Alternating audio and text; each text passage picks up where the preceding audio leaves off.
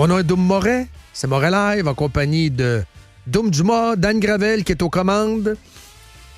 Peut-être que vous vous intéressez pas beaucoup à la politique française. Déjà qu'on en a assez, on en a plein nos bottes avec nos politicos à nous autres. Mais je vous résume en gros. On s'en va tranquillement, pas trop vite, vers une élection, tranquillement, en France. Hein? Puis Macron est très, très impopulaire. C'est celui qui va se faire donner la bascule.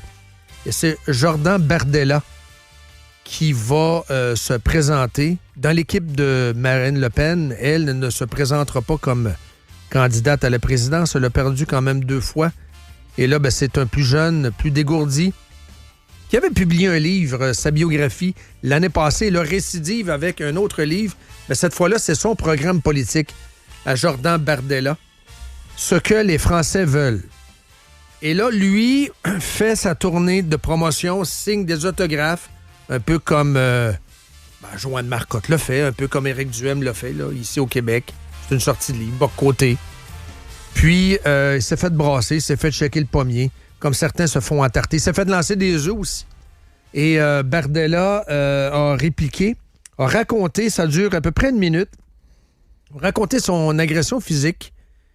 Et le ton monte vraiment, le ton est vraiment très, très mauvais. Si vous avez des opinions de droite, si vous critiquez l'immigration et tout, il y a des gauchistes qui virent complètement fous, crinqués par les médias sociaux. Quand tu te fais comparer à Hitler à longueur de journée aussi, j'imagine que ça ne doit pas aider. Fait qu'on va écouter Bardella. Ensuite, ça sera Frank qu'on va entendre. Le Rassemblement national n'a jamais dirigé la France, donc arrêtons de dire que ce sont des gens dangereux, etc. Parce qu'il y a maintenant, et c'est de plus en plus clair, un risque que ça... Il y a quelques jours sur le service public, à une heure de grande écoute, on m'a comparé à Hitler. Venant là injurier des millions d'électeurs, et si j'en crois les derniers sondages, près d'un Français sur 2 qui s'apprête à voter pour le Rassemblement national dans le cadre d'une élection présidentielle. On en parlera dans un instant. De l'autre côté, on a des partis politiques, des journalistes, des observateurs qui soit banalisent, soit relativisent. J'ai entendu il y a quelques minutes, donc les Français découvrent son existence, un député européen macroniste qui s'appelle Monsieur Guetta, je crois le demi-frère d'ailleurs du DJ David Guetta. Oui, absolument. Député européen. Expliquer absolument, il siège avec les macronistes au Parlement européen, prendre la parole et expliquer que, au fond, me porter un coup au visage, c'était pas si grave. Vous voyez, il y a cette façon de relativiser la violence. Or, je pense que cette façon de relativiser la violence, de pointer du doigt des mouvements politiques comme le nôtre, qui sont des mouvements politiques démocratiques, républicains, qui ne rejetons jamais un Français ou un électeur au motif qu'il est en désaccord avec nous, eh bien, c'est profondément dangereux. Et on est encore à la veille d'une campagne municipale, législative ou présidentielle, dans laquelle le climat de tension peut être extrêmement important. Et je dis qu'à cet égard, tous les responsables politiques ont évidemment une responsabilité, mais ce que nous subissons aujourd'hui de la part de l'extrême gauche, ce vent de violence, il souffle dans toutes les grandes démocraties occidentales. Je vous rappelle qu'il y a quelques jours, un militant de droite, un militant conservateur américain qui s'appelle Charlie Kirk, a été assassiné par un militant d'ultra-gauche aux États-Unis au motif qu'il était en désaccord avec les propos politiques qui étaient les siens. Je ne veux pas et je refuserai toujours que la violence s'installe dans notre démocratie. Salut Frank. Salut Dom. Que pensez de tout ça? Ben, écoute, je pense que dans l'extrait que tu as fait entendre, le parallèle avec Charlie Kirk est intéressant parce que ce qu'on voit de plus en plus, c'est au Québec, on s'en rend pas trop compte, fait que je pense que c'est important d'en parler parce qu'ici, on est encore à l'étape de... Il y a des gens pas fins sur Facebook qui m'ont fait un commentaire, puis tu sais, on est vraiment dans une bulle, puis on pense qu'ici, ce qui se passe, c'est terrible, alors qu'on est un endroit relativement, puis heureusement, isolé de la violence politique. Là. Si PSPP était là, il nous dirait que lui, il y a eu il y a un gars qui le menaçait, puis tout ça, là, mais je parle de la violence physique, là, donc des gens qui s'en prennent en personne à d'autres, pas juste sur Internet. Là. On est relativement épargnés pour l'instant. Et grand bien nous en fasse, mais ça risque de venir chez nous à un moment donné ou un autre. Pourquoi? Ben parce qu'il y a de plus en plus de gens un peu déséquilibrés, qui sont pas soignés, qui sont dans la société, puis Internet leur donne une voix, puis il y en a quelques-uns là-dedans qui pensent que en personne, ça pourrait faire... Ils peuvent exprimer cette violence-là.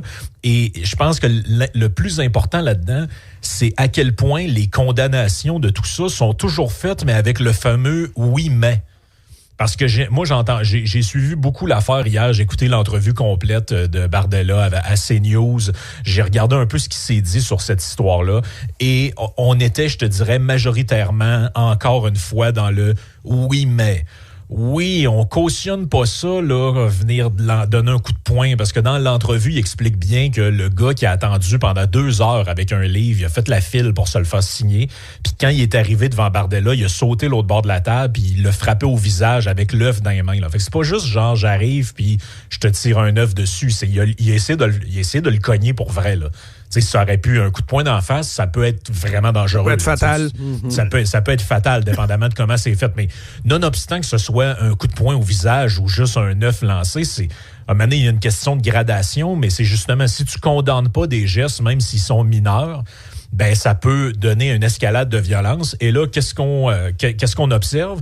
Ben c'est ça, on a des médias qui disent, puis des intervenants dans les médias, puis dans d'autres partis politiques, ben tu sais, on cautionne pas la violence, mais quand même, ce que lui il dit, c'est très violent, puis tu sais, il monte les communautés les unes contre les autres, avec son langage, il récolte un peu ce qu'il a semé, exactement la même rhétorique qu'on a eue de plusieurs intervenants, notamment au Québec, quand Charlie Kirk s'est fait abattre, où on nous disait, on cautionne pas ça, se faire tirer une balle dans le cou, mais quand même, tu sais, il y avait eu des propos controversés sur l'avortement, sur les trans. On en a en audio des extraits qu'on a joués ici. Comme quand Trump s'est fait tirer dessus, même chose, à CNN et à MSNBC. Ouais, mais il faut comprendre que son discours, ouais, mais il polarise, oui, mais ça attire la haine attire la haine. La contextualisation ad nauseam, ce réflexe-là est rendu insupportable. Exactement. Et dans l'extrait que tu as fait entendre juste avant que je commence à intervenir, on parle de que Bardella avoue lui-même, dit lui-même qu'il a été comparé à Hitler. Et c'est pas n'importe quel pied. C'est pas banal. Et c'est pas n'importe quel pied de céleri qui a fait ça. C'est Dominique de Villepin. Dominique de Villepin, c'est qui? C'est un ancien premier ministre français du temps de Jacques Chirac qui lui-même supposément est à droite, là. Donc. L'as-tu fait sortir? Je sais que tu as fait sortir 2 extraits. Oui, si tu parles de Villepin, peut-être qu'on est en mesure, les gars, de le jouer pour bien entendre ce qu'il a dit. C'est quand même jugé. C'est un intello, Frank. C'est un intello. Mais c'est un intello qui, comme beaucoup d'intellos, lance de manière tout à fait gratuite des accusations à la Hitler. Hitler, à un moment donné, ça se peut qu'il se lève en enfer, là, puis qu'ils disent, à un moment donné, il y en a juste un Hitler, c'est moi, là. Arrêtez. On écoute. Mais là, par le cœur léger à Washington, joli voyage, il arrive là-bas, il pense participer à un meeting, et qu'est-ce qui lui est arrivé? Il a été débordé par l'idéologie qui est la sienne et qu'il porte en France par des gens qui l'ont poussé encore plus loin. Ce qu'il a constaté, M. Bardella, c'est que les gens comme lui, et qui ont maintenant 10 ans, 15 ans, 20 ans d'avance aux États-Unis, eh bien, ils en sont à faire le salut nazi. Ça, c'est la réalité de la radicalité dont je vous parle. On a bien vu à quel point ce mouvement ne maîtrise rien, parce qu'il court après des forces extrémistes, et ils pensent qu'ils pourront après, une fois le pouvoir acquis, ils pensent qu'il y aura un ticket retour. Alors que ceux qui sont les extrémistes, là, c'est Mélenchon et sa gang d'extrémistes fuckés qui crousent les islamistes. C'est lui, l'extrémiste. Mais tu sais, est-ce qu'on peut convenir un instant que lorsque on dit des choses comme ça, là, je comprends que c'est pas un appel à avoir des agressions directes, mais indirectement, on est en train de dire, ben là, écoutez, si devant vous, il y a Hitler, là, vous allez être un héros si vous le mettez hors d'état de nuire, là. C'est un peu ça la conséquence logique de cette espèce de rhétorique-là. Oui. Vous dites aux gens, lui, c'est un dangereux. Si vous l'arrêtez pas, si vous ne l'arrêtez pas, dans 10 ou 20 ans, vous allez faire des saluts nazis. C'est ça qu'il dit dans la vidéo. Comme Radio-Canada et Céline Galipeau, avec les reportages, avec le journaliste devant le Madison Square Garden, rassemblement de Trump. C'est ici qu'avait d'ailleurs eu lieu un rassemblement de néo-nazis américains qui n'avait aucun rapport. Oui, il y a eu des combats de boxe, il y a eu Frank Sinatra, il y a eu Elvis, il y a eu bien des affaires là, au Madison Square qui a été rénové 2 fois d'ailleurs depuis le temps. C'était même pas le même. C'était même pas le même endroit. Ouais, c'est ça, c'était le même nom, mais c'était pas au même endroit. Non, c'était à Madison Square, proprement dit, le premier. Je pense que oui. Le premier. Oui. Alors que l'autre n'était plus là. Mais c'est ça. c'est de taper. Et par extension, ce qu'on fait au Canada, c'est... On n'est pas comme ça encore, comme tu le dis si bien. Mais Poilievre est un Trump. Donc, ce qu'on veut dire, c'est Poilievre est comme Hitler, parce que Trump égale Hitler. Dans la tête des bien-pensants médiatiques, tu me suis? Donc, on n'ose pas aller à l'équation directe. On y va par une adéquation. Bien, écoutez, c'est parce que faut essayer de se trouver des comparatifs pour comprendre l'impact que ça a. Le fait qu'un ancien premier ministre français dise du gars qui est en tête des sondages qu'il compare à Hitler puis aux nazis, là, je veux dire, c'est comme si vous aviez un ancien ministre de la Justice, par exemple, parce que le premier ministre, c'est pas la même chose que chez nous. Évidemment, c'est pas le chef de l'État, c'est le chef du gouvernement. Mais c'est comme si vous aviez un ancien ministre libéral de très haut grade, par exemple, qui faisait la même chose avec PSPP. On dirait, attends un peu, là, c'est dangereux, la game que tu es en train de jouer en ce moment, là. Tu cibles la personne qui est en tête des sondages parce qu'actuellement, en France, j'ai le dernier sous mes yeux, c'est 35 à 36 % des intentions de vote au premier tour pour Bardella. Le plus proche derrière, ce serait potentiellement celui qui succéderait à Macron, Édouard Philippe, avec 16 %. Il fait le double de celui, du double de celui qui est deuxième en ce moment. Donc, eux, là, en fait, le système en France est terrorisé par l'arrivée de ce gars-là. C'est un gars de 30 ans qui déplace parce que contrairement à Marine Le Pen, il ne porte pas le stigmate du nom du père. Totalement. Et il est jeune. Il y a une espèce de mystère autour de sa vie privée. Même, je regardais des rassemblements de lui et ça attire plein de jeunes personnes, notamment des jeunes femmes. Il est une menace pour ces gens-là. Et son bouquin qu'il a écrit, là, juste pour le dire aux gens, là, ce que veulent les Français, là, c'est sorti cette année et ça a été vendu à plus de 230 000 exemplaires dans un monde où les gens lisent plus de livres. Là. Je l'ai pas lu, le livre. Je l'ai pas lu encore, mais... J'ai sa biographie, ça c'est le livre de l'année passée, mais lui c'est un livre différent, qui est carrément son programme politique. C'est sorti il y a un mois. 230 000 exemplaires en un mois. Énorme. 29 octobre 2025, c'est énorme. Et lui, il fait des tournées de France. Les gens attendent jusqu'à 4 heures pour faire signer 4 heures debout pour faire signer un exemplaire. Donc, c'est un véritable phénomène social. Et ce phénomène social-là, comment tu fais pour le stopper? Tu le diabolises. Ah, c'est Hitler, c'est nazi, c'est fasciste. Et là, dans la deuxième clip que j'avais fait sortir, je pense que ça vaut la peine de l'entendre, c'est une journaliste sur BFM TV qui nous dit, vous allez voir toute la subtilité de la chose, là, mais qui nous dit, on cautionne pas, mais il faut comprendre que, Oh! Si on parle c'est Doom qui l'a, il va... je peux faire du pouce avant que Doom lance le clip.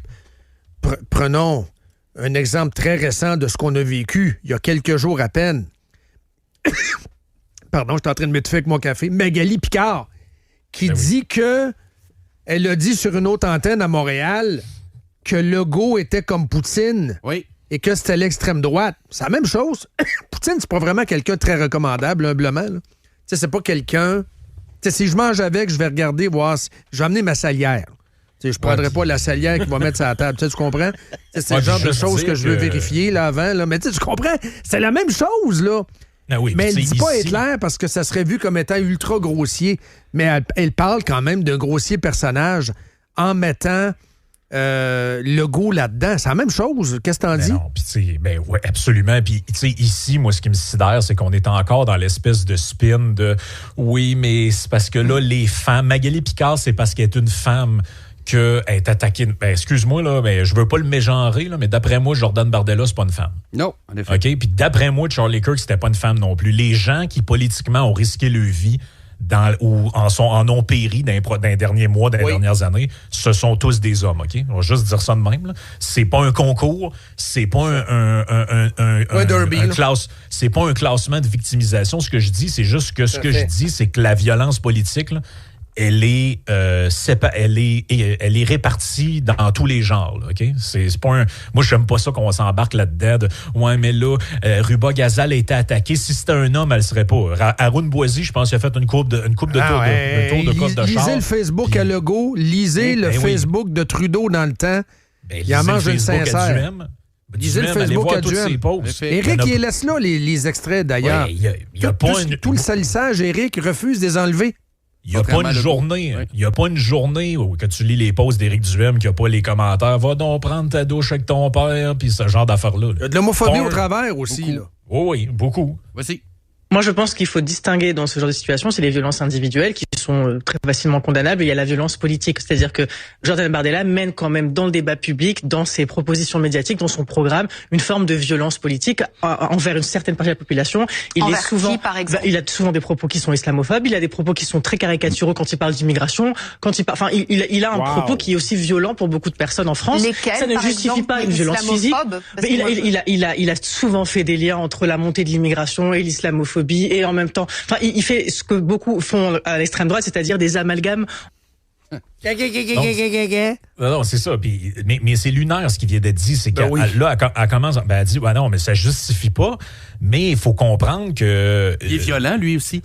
C'est ça. C'est que dans le fond, la violence des propos, la supposée violence des propos, ciblée contre personne, mais ciblée visant des généralités, est du même niveau qu'un coup de poing d'en face ou une balle dans le cou. Là. Je ne sais pas si vous comprenez la gravité de ce qui est dit là-dedans. Là.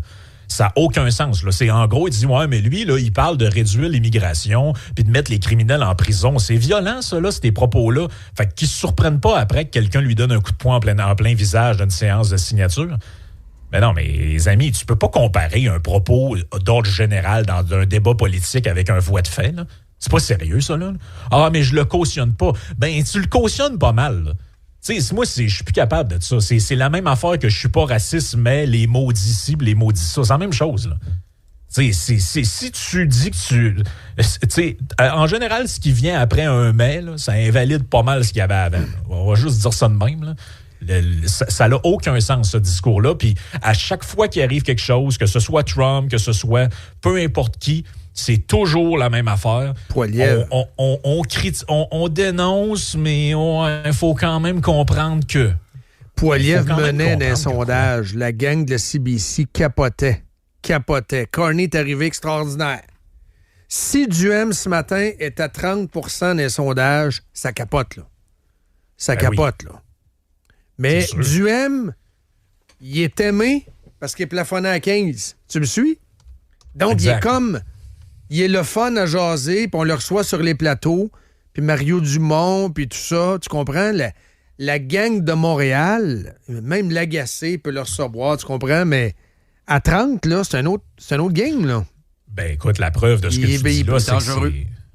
Mais la preuve de ce que tu dis là, Dom, c'est que c'est pas arrivé à 30, mais je sais pas si vous vous rappelez, en 2022, un petit peu avant l'élection, il y a eu un sondage de Main Street, un moment donné, qui est sorti, dans lequel les conservateurs étaient deuxième à comme 22, quelque chose de même. Bien. Et c'est pas mal dans ce temps-là qu'est sortie l'histoire des taxes pas payées, du plombier qui s'était chicané, je sais plus trop quoi, là, toutes les niaiseries. Puis là, il était devenu une cible. Ben là, en ce moment, tant que ça fait juste élire peut-être 5-6 députés, c'est pas grave. Là. C'est ça. Mais si demain matin, on s'aperçoit qu'il était à 28-30, ben là, ça va être autre chose. Là. C'est très, très bon. Merci beaucoup. Très, très bon ce matin, Frank. Lâche pas, bye.